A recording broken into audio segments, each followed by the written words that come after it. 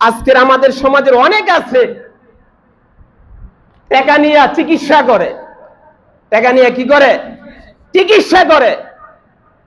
পাওনাদার টাকা চায়, তার আত্মীয় নিয়ে হামলা করে। লজ্জা করে না তোমার?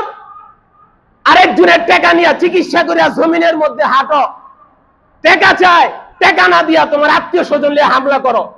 তোমার লজ্জা করে না? আরেকজনের ব্যবসায়ী টাকা নিয়ে তুমি মাইরা খাও, হিসাব দাও না, তোমার লজ্জা করে না?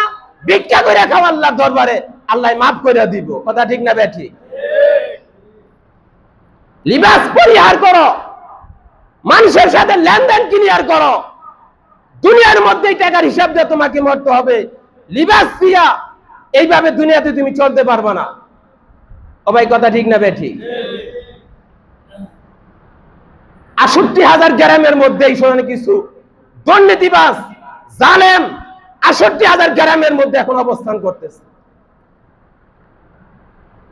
মুখের মিষ্টি দিয়া টাকা নাও, চিকিৎসা করো, ব্যবসার লেনদেন করো, পরে সহকর্মী সহযোদ্ধাদের হক আদায় করো না, তাহলে তুমি কোন কাদারের মানুষ নিজের একটু প্রশ্ন করো।